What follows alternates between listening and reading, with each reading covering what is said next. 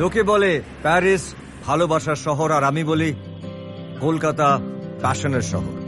শহর জুড়ে যেন প্রেমের মৌসুম, আলোতে মাখামাখি আমার গ্রিন রুম।